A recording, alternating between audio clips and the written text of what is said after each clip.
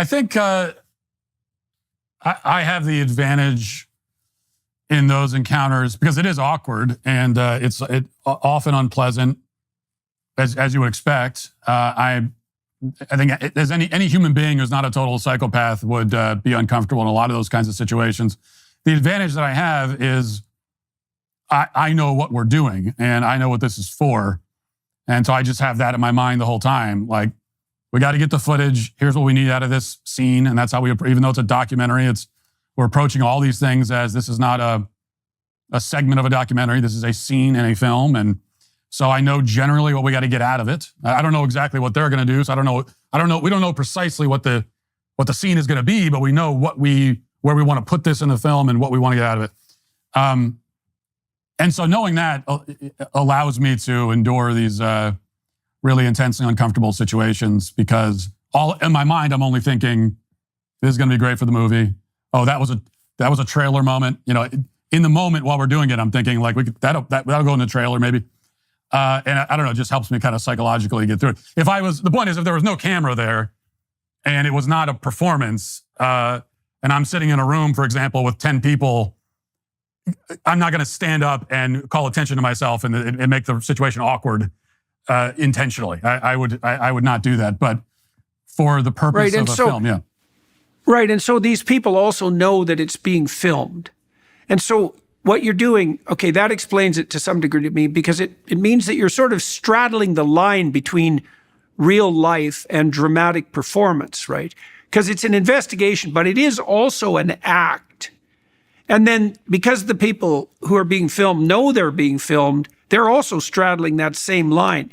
And I guess that's also helping me understand, like, to what degree, what was your attitude towards the people in the moment and then later who revealed themselves so unpleasantly and awkwardly on camera? I mean, I'm thinking particularly maybe of the scene with Robin DiAngelo, where she was enticed or tempted into making a reparation offer in cash on the spot. I mean, that's pretty damn awkward situation. And I had real mixed feelings when I was watching it. I mean, part of my feeling, I'm not a Robin DiAngelo fan, to put it mildly. I think she's done an unbelievable amount of damage. But the agreeable part of me, which is pretty characterological, nonetheless felt bad for her watching her make a mockery of herself in that manner and having that captured. And so I'm wondering, like, this isn't a criticism, it's a genuine question. I'm wondering what you thought about the moral propriety of doing that. Let me preface that with a brief story. I had to dispense with some people in my lab at one point when I was a professor, and I was having a hard time steeling myself to fire them.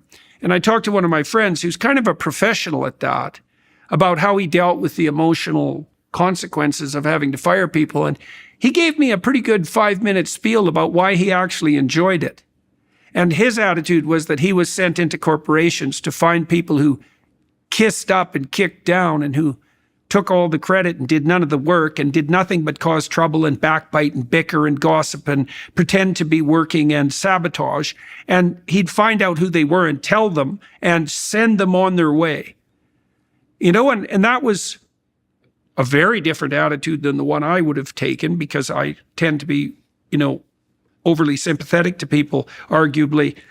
And so, but I felt that same tension, you know, watching your movies. And so I'm wondering, you explained that to some degree because you're playing a part and there's a movie being made.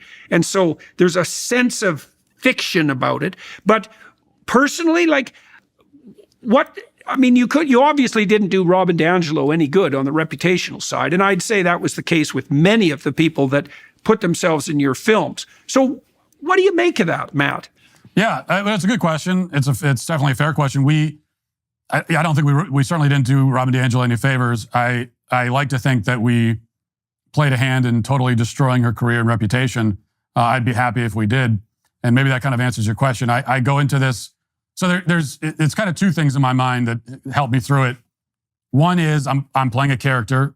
This is a movie, I'm playing a character, which is actually why, I'll get to the second part of it, but the hardest part for me making these movies is the part before the cameras turn on, because in real time, I'm obviously in the room with these people before the cameras turn on, sometimes after the cameras are off, because that's just the way it goes into making it.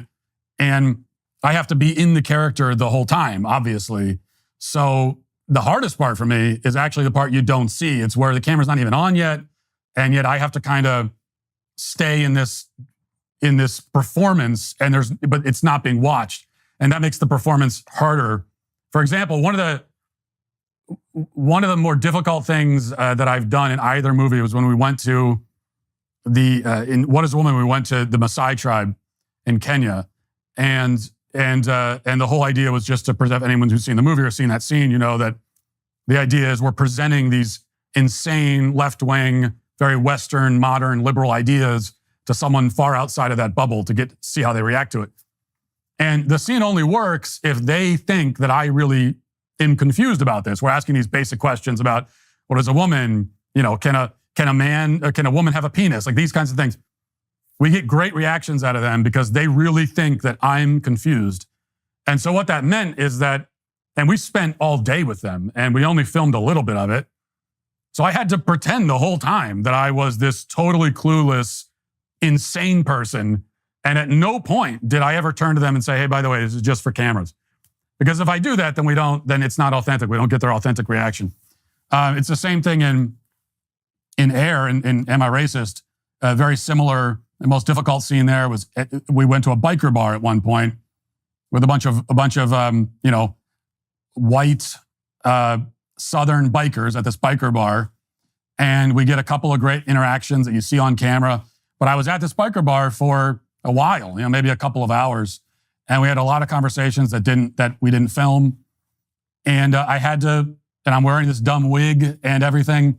And at no point can I turn to these guys and say, hey, by the way, this is all for show. So they thought that I was this total tool the entire time. And I had to kind of stay in that character. So that was the hard part is so I'm kind of, when I get there, I'm just like begging for the cameras to turn on. I just want to get the thing. I want this to be real. It's a performance. Let's do this. I don't want to have to keep dragging this out in this little mini film that we're making that no one's ever going to watch. Now, the other part of that is, so that's part of how I sort of deal with it. The other part is what we're trying to do. We're trying to make a film, but we're also trying to expose something. We're trying to expose people who are responsible. Frauds. Right, Mm-hmm. frauds. Yeah, definitely. Deep, self-aggrandizing, naive, Right. moralizing, hyper-agreeable, deluded, reputation-savaging, cancel culture frauds. Right. I couldn't have said it better myself. That's exactly what we're trying to expose. So there's a kind of righteous indignation that I feel the entire time. I know that, okay, you're going to get what's coming to you. You deserve this. You need to be exposed. This is the only way it will happen, because if I sit down with you and I say, hey, come on my podcast and let's talk about it, first of all, you won't come. And even if you do, you won't be honest about what you really believe. So you force me. The only way for me to show the world what you really believe and what you're profiting off of is to do it this way. And so you brought it on yourself. And that's the way that I look at it, which is one of the things, we talk about stylistically, something like Borat is an inspiration, or even Nathan Fielder. And I think that Borat's a brilliant film. Nathan Fielder's a brilliant, it's just an artist. But with both of those guys and the different things that they've done, films and movies, they are often embarrassing and exposing just normal people. And they're making normal people look like absolute fools. And so we knew going in with both of these films and any films in the future that we don't want to do that. And so if we're doing a scene with normal people, then I have to be the butt of the joke. And so when we're with the Maasai tribe, or when we're with the bikers, they're not going to be the butt of the joke. We're not going to put anything on camera that makes them, they're like some random guy, some random just plumber who lives in Tennessee. He's got to live with this embarrassment for the rest of his life. I'm not going to do that. And so the comedy in those scenes was always that I'm the fool. And they come off quite well, because in the comedy is them being normal and me being the fool. we only wanted to make a fool out of somebody if they were a fraud who needed to be exposed. And so that's how we try to approach it. Right. So let me ask you one more psychological question about that. So you talked about exposing people and exposing fraud and a certain amount of righteous judgment. I've been thinking hard about the use of anger, because anger is a very powerful motivational state. It involves an admixture of negative and positive emotion. The negative is sort of defense preparation, and the positive is assertive approach.